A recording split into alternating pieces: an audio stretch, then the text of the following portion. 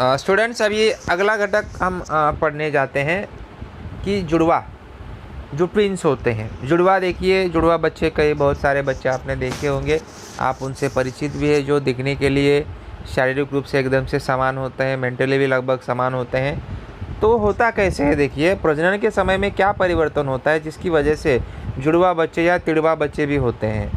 तो देखिए, गर्भाशय में एक ही समय में 2 भ्रूणों की वृद्धि होकर 2 शिशुओं का जन्म होता है। ऐसे शिशुओं को जुड़वा कहते हैं। देखिए, गर्भाशय के अंदर, स्त्री के गर्भाशय के अंदर एक ही समय पे क्या होता है, 2 भ्रूण की वृद्धि होती है, और 2 भ्रूण की वृद्धि होने से वहाँ पे 2 शिशु का जन्म होता है, जिसे हम क्या कहते हैं, जुड़वा कहते हैं। कई दंपतियों को देखिए जुड़वा बच्चे होते हैं। जुड़वा जो है देखिए 2 प्रकार के होते हैं। एक होता है एक युग्मनज जुड़वा और दूसरा होता है द्वियुग्मनज जुड़वा। ऐसे 2 प्रकार आपको पढ़ने के लिए मिलेंगे। तो देखिए, एक युग्मनज जुड़वा संतान एक ही युग्माणु से बनती है। एक ही युग्माणु मतलब स्त्री का एक शुक्राणु और स्त्री का एक डिंब और पुरुष का एक शुक्राणु, दोनों के मिलन से ये एक युग्माणु बनता है, जिससे वहाँ पे देखिए जुड़वा संतान तैयार होती है। मतलब भ्रूण विकास के शुरू के समय में, मतलब भ्रूण का विकास होने से पहले जो शुरुआत का समय होता है, यानी युग्माणु तैयार होने के लिए 8 दिन के अंदर जो युग्माणु बनता है ना, तो युग्माणु बनने से 8 दिन पहले ही क्या हो जाता है पता है, उसकी कोशिका अचानक 2 समूहों में विभाजित हो जाती है। होता क्या है कि उसकी कोशिका क्या हो जाती है, अचानक से 2 समूहों में विभाजित हो जाती है। और जब एक युग्माणु से 2 समूह में मतलब वो जब अलग हो जाता है, तो वहाँ पे 2 बच्चे तैयार होते हैं।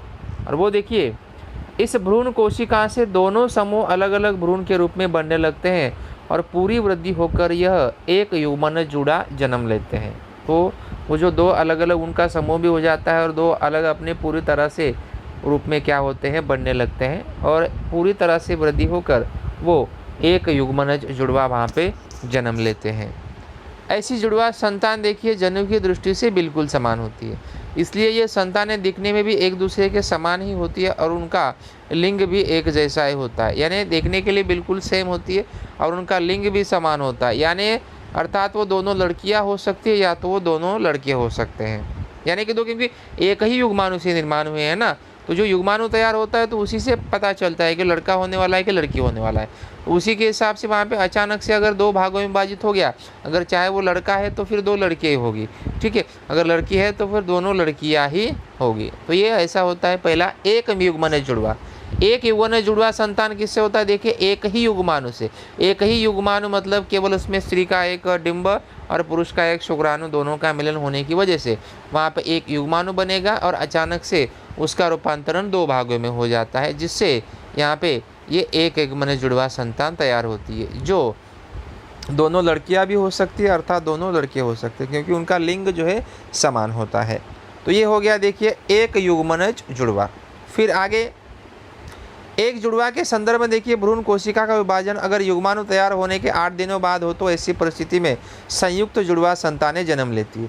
ऐसी जुड़वा संतानें शरीर के किसी न किसी हिस्से के दूसरे के साथ जुड़ी अवस्था में जन्म लेते हैं। ऐसे जुड़वा में कुछ अयुक्त अंग संयुक्त होते हैं। अभी देखो अगला वाला जो है ना, अगर ये कोशिका भ्रूण का विभाजन अगर युग्माणु तैयार होने के 8 दिन बाद होता है, मतलब पहले क्या हो गया, 8 दिन में मतलब युग्माणु तैयार हो, उसके बाद में अगर कोई प्रक्रिया वहाँ पे हो रही है, तो वहाँ पे देखिए संयुक्त बच्चे जन्म लेते हैं। और ये क्या बोला है कि संयुक्त बच्चे देखिए शरीर में किसी न किसी हिस्से से एक दूसरे के साथ में जुड़े रहते हैं, ठीक है। ऐसे जुड़वा के कुछ अंग भी देखो संयुक्त होते हैं। देखिए कोई हाथ से जुड़ा हुआ है, कमर से जुड़ा हुआ है, पीठ से जुड़ा हुआ है, सर से जुड़ा हुआ है, मुख से जुड़ा हुआ है, वो किसी न किसी माध्यम से क्या होता है, वो जुड़ा रहता है। लेकिन एक ऐसा कारण है, जहाँ तक मैंने पढ़ा है, कि जो संयुक्त जुड़ा मतलब जो एक दूसरे से चिपके रहते हैं ना, होता क्या है कि 2 जुड़वा बच्चे वहाँ पे निर्माण हो रहे हैं, तो वहाँ पे होता क्या है, 2 बच्चे जुड़वा निर्माण करने का मतलब क्या है कि जो 2 भ्रूण वहाँ पे जो तैयार होता है, एक दूसरे से चिपक जाना मतलब क्या हो जाता है, जुड़वा तो होते हैं लेकिन एक दूसरे से चिपक जाते हैं। क्योंकि जब माता प्रेगनेंसी के समय में अगर खाना पीना नहीं खाती है, ज़्यादा अपना ख्याल नहीं रखती है, ऊर्जा उसके शरीर में निर्माण नहीं होती है, तब जाके क्या होता है पता है, अगर माता से उन बच्चों को ऊर्जा कम मिल रही है ना, तो बच्चे क्या करते हैं पता है, एक दूसरे की ऊर्जा खींचने का कोशिश करते हैं। तो जब वो एक दूसरे की ऊर्जा खींचने का कोशिश करते हैं तो आपस में देखिए क्या हो जाते हैं, वो चिपक जाते हैं। ये उसमें मतलब ये अंतर ऐसा बताया जाता है कि उन बच्चों को ऊर्जा नहीं मिलती है, इसके कारण वो एक दूसरे के साथ में क्या हो जाते हैं, ऊर्जा खींचने का कोशिश करते करते एक दूसरे के साथ में संयुक्त हो जाते हैं, यानी जुड़ जाते हैं। तो ऐसा जहाँ तक मैंने पढ़ा है इसका उसका कारण है। ठीक है। कुछ अपवादात्मक परिस्थिति में देखिए, स्त्री के अंडाशय से एक ही समय 2 डिंब बाहर अन्ननलिका में छोड़े जाते हैं और उन दोनों डिंबों का अलग अलग शुक्राणु द्वारा फलन होकर 2 भिन्न युग्माणु तैयार होते हैं। अब देखिए होता क्या है, कभी कभी स्त्री के अंडाशय से एक ही समय में 2-2 डिंब भी बाहर आ सकते हैं। तो 2 डिंब क्या हो जाता है कि 2 शुक्राणु के साथ में फलन करके वहाँ पे 2 भिन्न युग्माणु तैयार होते हैं। सेम नहीं, 2 भिन्न, यानी कि उसमें 2, जो अगर लड़का है तो दूसरा लड़की हो सकती है, तो ऐसा भी होता है। यानी कि इन दोनों युग्माणुओं से देखिए 2 भ्रूण तैयार होकर दोनों का गर्भाशय में रोपण हो सकता है और पूरी वृद्धि होने पर द्वियुग्मन जुड़वा वहाँ पे संतान जन्म ले सकती है। यानी ऐसी जुड़वा संतान जन्म की दृष्टि से भिन्न होती है और लैंगिक दृष्टि से समान या भिन्न भिन्न होती है। यानी दोनों मतलब एक लड़का लड़की भी हो सकता है, लड़के लड़कियाँ भी हो सकती है। तो जो भी है वहाँ पे वो प्रक्रिया वहाँ पे कुछ अलग अलग हो सकती है। तो ऐसे देखिए यहाँ पे जुड़वा के 2 प्रकार है। ठीक है, द्वियुग्मनज, संयुक्त जुड़वा हो तो बीच वाला प्रकार है। तो एक युग्मनज और द्वियुग्मनज उसके तो मुख्य प्रकार है, और उसके बाद में संयुक्त जुड़वा ये भी उसी का भाग होता है। इस तरह से जुड़वा बच्चे देखिए जन्म वहाँ पे लिए जाते हैं। सबसे आखिरी वाला जो भाग है देखिए है लैंगिक स्वास्थ्य। लैंगिक स्वास्थ्य मीन्स रिप्रोडक्टिव हेल्थ। देखिए शारीरिक, मानसिक और सामाजिक दृष्टि से व्यक्ति की सुस्ती में रहना ही स्वास्थ्य होता है।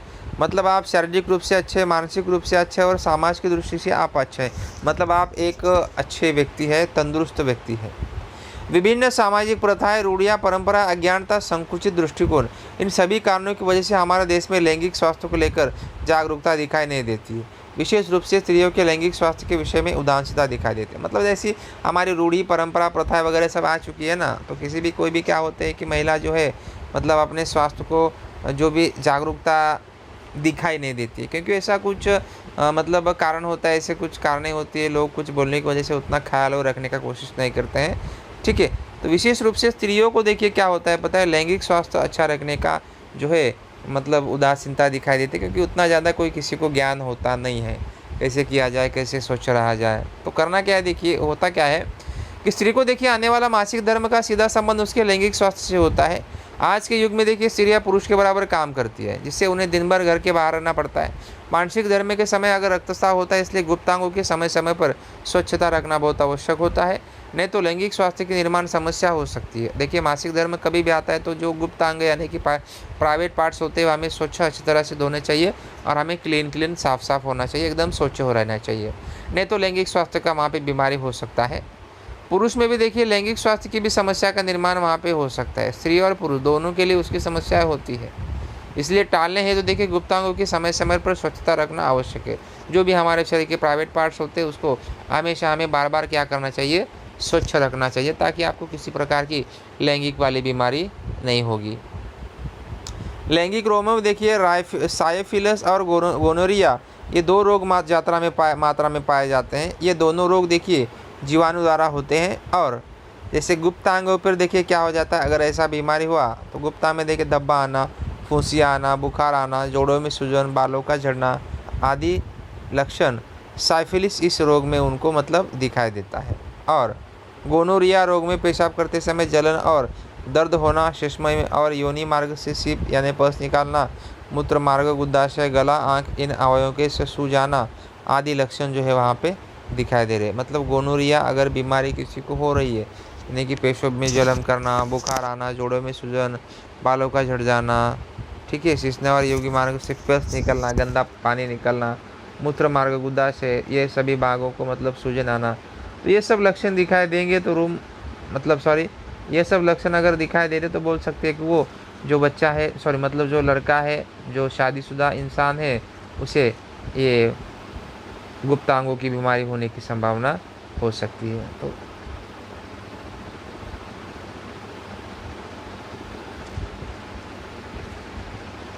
तो वही देखिए स्टूडेंट्स, आज हमने जुड़वा में संयुक्त जुड़वा, एक युग्मन जुड़वा और द्वियुग्मन जुड़वा, ये तीनों देखिए हमने आज वहाँ पे पढ़ लिए। इसी के साथ में हमारा तीसरा पार्ट भी यहीं पे ख़त्म होता है। उसके नोट्स आपको भेज दिए जाएंगे, जिससे आपको लिखना रहेगा जल्दी। कुछ डाउट है तो आप मुझे पूछ सकते हैं, ज़रूर पूछेंगे।